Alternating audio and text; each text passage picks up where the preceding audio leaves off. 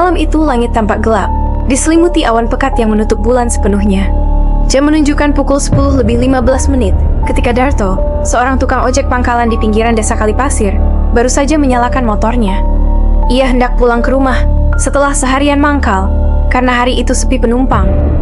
Namun langkahnya tertahan ketika dari arah jembatan kecil, seseorang melambaikan tangan. Seorang perempuan muda berdiri diam, mengenakan baju putih polos dan celana panjang hitam. Rambutnya basah dan menempel di pipi, seperti baru kehujanan. Wajahnya pucat, tapi senyumnya tipis dan lembut. Ia berkata lirih, "Tolong antar saya ke rumah di kampung Sidamulya. Saya tersesat." Darto tak pikir panjang. Ia menyalakan motornya dan mempersilakan perempuan itu naik.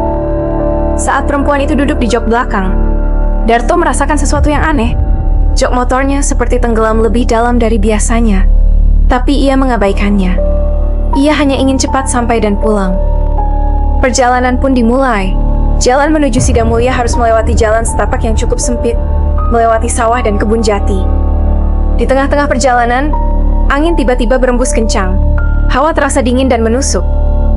Darto menoleh sedikit ke belakang untuk memastikan penumpangnya baik-baik saja, tapi anehnya, ia tidak melihat bayangan siapapun di spionnya. Ia memperlambat laju motor. Tapi saat mencoba bicara, penumpangnya hanya diam. Darto kembali memacu motor pelan-pelan, sembari mulai merasa tidak tenang. Hatinya seperti ditekan sesuatu yang berat. Di kejauhan, jalan mulai menyempit. Pepohonan tampak lebih rapat. Suara jangkrik dan kodok menghilang entah kenapa. Darto merasa seolah memasuki dunia yang asing, tapi ia tetap melaju, karena katanya tujuan mereka sudah dekat. Sesampainya di tikungan terakhir sebelum memasuki wilayah Sidamulya, perempuan itu tiba-tiba menunjuk satu rumah tua bercat kuning pucat di ujung gang. "Itu rumah saya." Darto pun berhenti di depan pagar. Perempuan itu turun tanpa suara. Ia berjalan masuk ke halaman rumah dan menghilang di balik pintu yang setengah terbuka. Darto menunggu sebentar, berharap dibayar, tapi tak ada yang keluar. Ia pun turun dari motor, hendak mengetuk pintu rumah itu.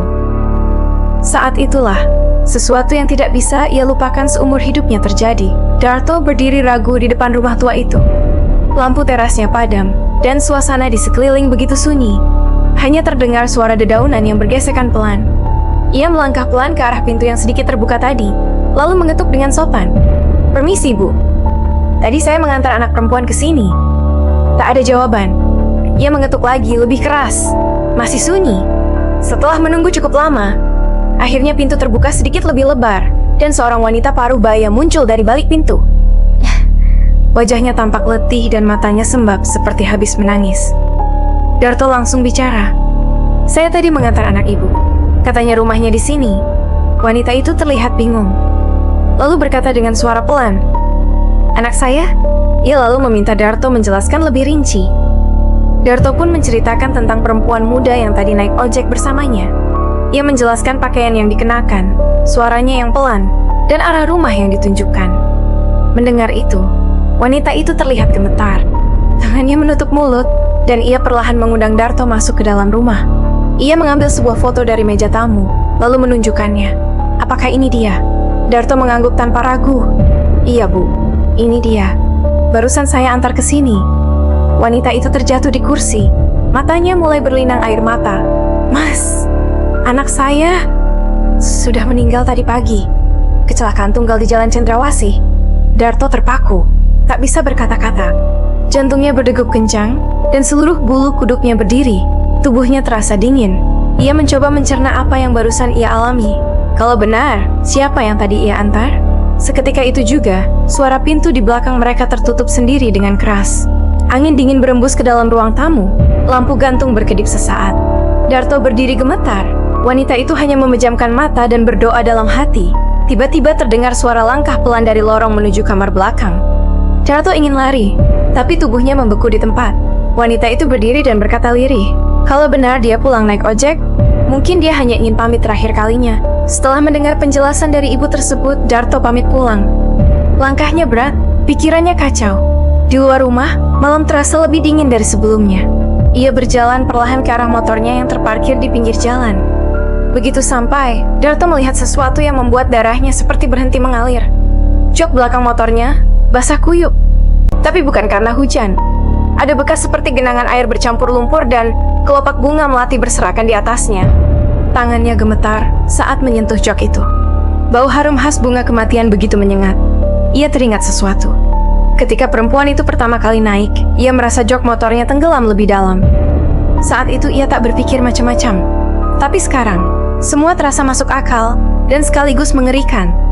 Darto menyalakan motornya cepat-cepat, ingin segera meninggalkan tempat itu. Tapi begitu mesin menyala, lampu utama motornya berkedip-kedip sendiri. Suara mesin juga terdengar berat, seperti tertahan. Seolah ada sesuatu yang menempel di belakang. Ia menoleh ke kaca spion. Tak ada siapa-siapa. Tapi, bayangan jok belakang terlihat sedikit tenggelam. Darto tak berani menoleh langsung. Ia memejamkan mata sejenak dan membaca doa dalam hati. Lalu memaksakan diri menggeber gas motornya sekuat mungkin. Motor itu melaju dengan suara keras menembus keheningan malam. Sepanjang perjalanan pulang, jalanan terasa sangat panjang. Darto merasa seperti tak bergerak, walau motor sudah dipacu kencang. Hutan jati di kiri kanan jalan terlihat seperti berulang-ulang, seolah ia sedang berputar di satu tempat yang sama. Tiba-tiba, lampu motornya mati total. Ia berhenti di tengah jalan. Gelap gulita, suara malam menghilang. Bahkan jangkrik pun tak bersuara. Hanya terdengar napasnya sendiri yang memburu. Lalu dari belakangnya terdengar bisikan. Pelan, nyaris tak terdengar. "Terima kasih, Mas." Darto langsung meloncat dari motor dan lari sekuat tenaga, tanpa menoleh ke belakang. Ia tak peduli lagi dengan motornya. Ia hanya ingin keluar dari tempat itu. Setelah beberapa saat berlari, ia melihat cahaya dari pos ronda desa. Ia berlari ke arah cahaya itu dengan tubuh gemetar. Sesampainya di pos, beberapa warga kaget melihatnya yang pucat dan ketakutan.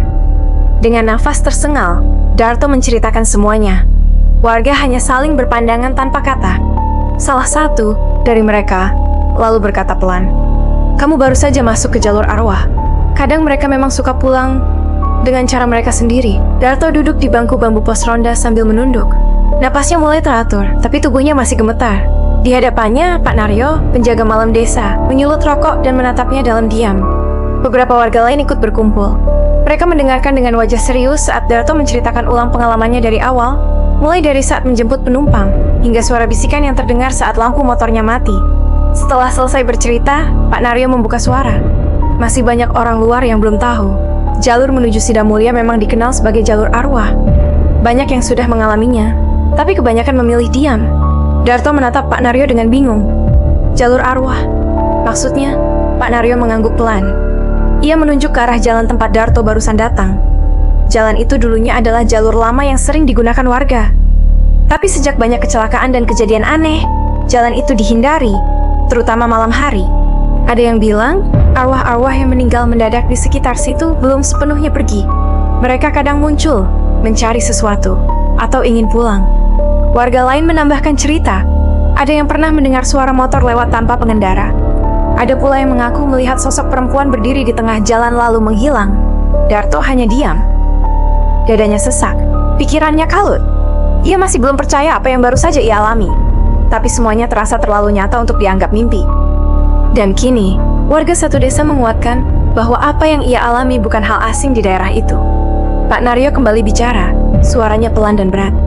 Mungkin arwah itu hanya ingin menyampaikan pesan, atau sekadar ingin diantar pulang. Kadang, mereka memang masih belum rela pergi. Malam itu, Darto tak berani pulang. Ia tidur di pos ronda, ditemani warga. Motor miliknya ditinggalkan di tempat ia melarikan diri, dan baru diambil esok pagi. Namun keanehan belum berakhir. Keesokan harinya, ketika Darto dan dua warga kembali ke lokasi tempat motornya ditinggalkan, mereka menemukan sesuatu yang membuat mereka diam membatu. Di jok belakang motor itu, masih ada kelopak bunga melati yang basah, dan kain putih kecil tertinggal, menempel di ujung sandaran. Pagi itu, kabut masih menggantung rendah di antara pepohonan. Udara terasa lembab. Darto berjalan pelan mendekati motornya yang terparkir di pinggir jalan setapak. Dua warga desa menemani dari belakang, ikut menyaksikan pemandangan yang membuat bulu kuduk mereka berdiri. Jok belakang motor Darto masih basah.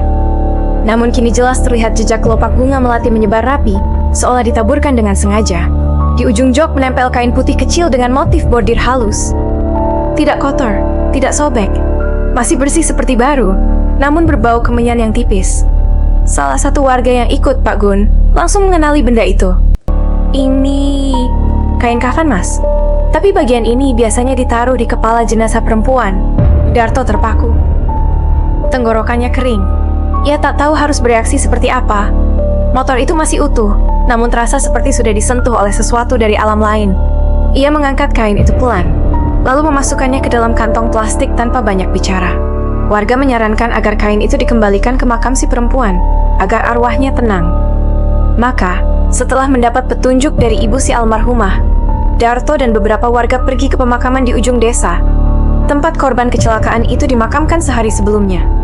Sesampainya di sana, mereka melihat bunga tabur yang mulai mengering, namun tanah masih merah dan basah.